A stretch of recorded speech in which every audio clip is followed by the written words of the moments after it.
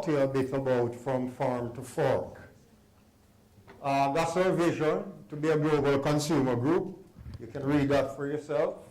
And our mission in Grace Foods that I represent is to take the taste of Jamaican and other Caribbean foods to the world, and to take our financial services regionally. Very important. You will have seen this at least 3 times. I think the Wisynco presenter yesterday spoke to core values. GraceKennedy has been around for 92 years. We just had a birthday on February 14th. And this is what has kept us. And you will notice from honesty, integrity, trust, there are some other ones like humility, etc., etc.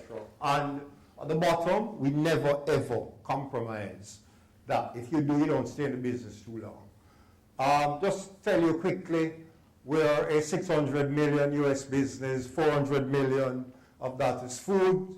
And to the Caribbean diaspora, you have built for us a food business across the globe. And we want to thank you. Currently, we're in 68 countries. These are some of the products that you may not know belong to us. Our number 1 beverage, $20 million US, number 1 fortified milk-based product in the UK, Nourishment, Dunn's River range of seasoning, and our coconut water is number 1 in Canada in the category. Leroy spoke about the UK, Europe, and sauces. The number 1 hot sauce in the UK, Encona sauce, is a GraceKennedy brand. Not many people know that. And of course, the range of sauces there. So, for 40 plus years, we have had a relationship with farmers as contract suppliers to our meat plant in Sablamar in Westmoreland, right? We recently divested ourselves of the abattoir and operates a contract with Sweet River, who produces our pork for us for pork processing at that facility. Ethnic foods, Akis, Colorlus, not producing our own facilities, but with long-standing contractual arrangements with other factories for co-packing. And of course, we have a specific formula, specifications to which they produce to. Things like pesticide residue that my friends from Bureau of Standards will make certain that farmers reap at a particular time when there are no residues in Colorloo, etc. So, we've always had a problem supplying our pepper products certain times of the year. And one of the things about getting listed and staying in chain stores is your ability to stay on shelf. And staying on shelf in a chain store doesn't mean you sit there and collect dust. It means velocity of movement, and it means availability every time the replenishment order goes to the warehouse. And to be able to do that, we had to mitigate against out of stocks, because each time you had bad weather, whether it be drought or hurricane in the Caribbean, we had shortages.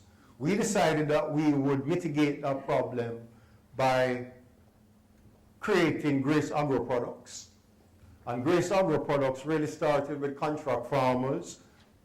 We decided that we would create ready-to-eat vegetables and to do bulk raw material that would support our manufacturing base, both in the UK, here in Jamaica, and elsewhere. So we started that facility with 20 contract farmers across Jamaica, doing red pepper, Scotch bonnet pepper, and other vegetables. You may see these products in the supermarkets. They're sold locally and about to export regionally soon. On the spices and sauces, we have 40 contract farmers doing peppers and scallion, and to make jerk seasoning on the hot sauces. We had a very bad experience a few years back, back in 2004. We had bad weather and we had to import pepper mash out of Costa Rica. Well, can I tell you, the taste profile was not the same. And consumer detected that immediately. We had to change our formulation. Well, I think we're at 40% imported mash run or 60% Jamaican. We had to change it quickly to 80-20, 80 Jamaican, 20, and we came very close to the taste profile, but not exactly as we would have wanted it. Just a quick shot of the pepper mash being packaged. These are some of our customers across the globe to whom we supply. And continuity. How do we move forward? We are now developing a pepper seed bank because the genetic profile of the seeds, etc., we have to make certain that we can have good yields, make certain that farmers are getting the right planting material. As you may know, AgroGrace is a subsidiary of GraceKennedy, supplying technical assistance and farming input to the farming community in Jamaica. They have well-learned agronomists and persons in agriculture who can assist with extension services, and we've been able to bring them on board to assist our contract farmers in that way.